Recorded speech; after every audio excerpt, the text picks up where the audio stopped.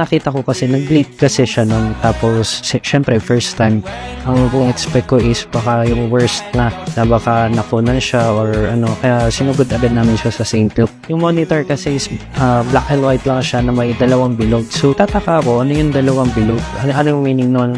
Kung cancer ba siya, tumor, or may tumatawang nurse sa likod, sabi niya, "Sir, kambal. Congrats, kambal po."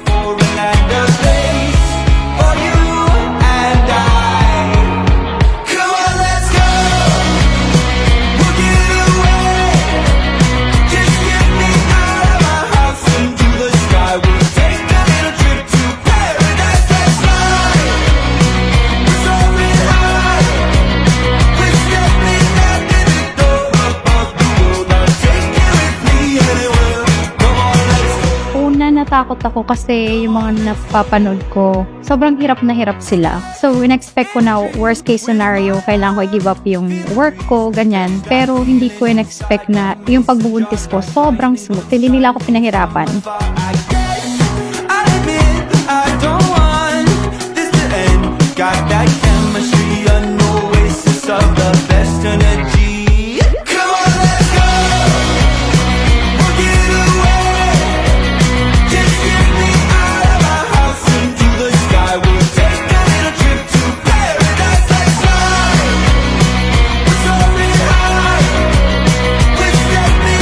Hindi pa siya nagpo-propose, hindi pa siya yung boyfriend ko. Lagi kong sinasabi, pag nanganak ako, sa akin lalabas yung kambal. Babae, lalaki. Very specific. Tapos, last Christmas noon, na bago kami ikasal, ginope ko siya sa harapan ng mga pinsan ko. Sabi ko sa kanya, gusto mo ba ng ganyan? Isang babae, isang lalaki, sabi ko.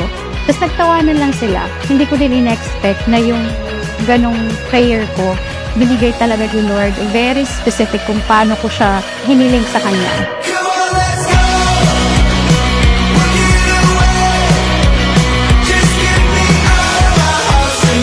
I pray na maging mabuti kayong mga anak sa amin ng daddy nyo, and maging mapagmahal kayo sa lahat ng mga taong mahal namin, and maging masunurin kayo sa magulang. Gusto namin maging blessing, magmula sa kanila yung blessing para mabless pa nila yung ibang mga tao. Sana pag napanood nyo kung gaano kaganda, kung gaano namin pinaghandaan yung birthday nyo ngayon, sasabihin nyo, grabe yung pagmamahal ng parents namin. Binigay nila yung the best kahit first birthday pa lang nila.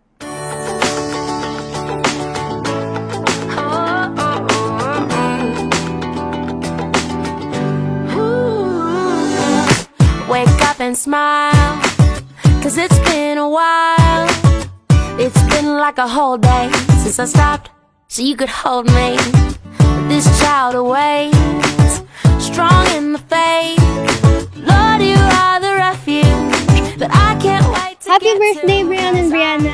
Tita loves you, and my wish for the both of you is that lumaki kayo ng mabait.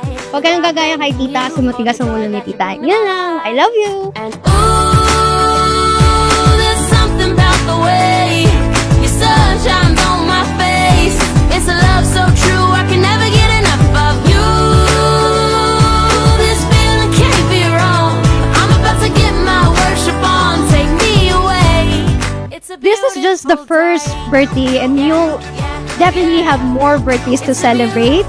And I promise to be there as your ninang to bless you every year.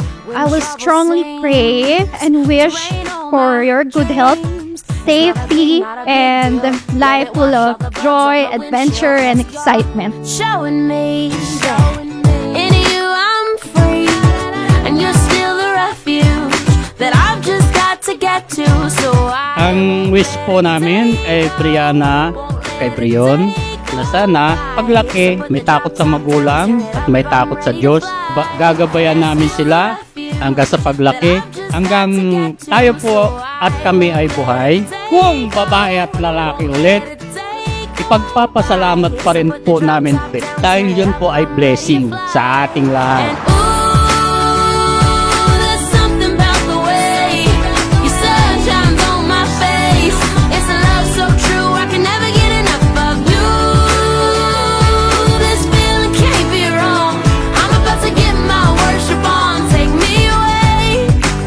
Magandang hapon po sa inyong lahat. Maraming salamat po sa oras na binigay niyo. Wish ko sa aking mga apo pagkaroon ng long and satisfied life, walang sakit karamdaman, bagkus lalaki silang may takot sa Diyos. There ain't no limitations. Ang wish ko naman para dun sa dalawang babies, sana every time na mapapanood nyo to, ito yung mag-remind sa inyo na love kayo ng mommy at daddy niyo. Gagawin namin lahat para maibigay yung best na birthdays para sa inyo. This feeling can't be wrong. I'm about to get my worship on. I'm gonna sing a brand new song. Yeah, I'm about to get my worship on. Take me away on this beautiful day. Happy birthday, Brion and Brianna! We love you! Happy birthday, Brianna and Brion. I love you. Happy birthday, Brion!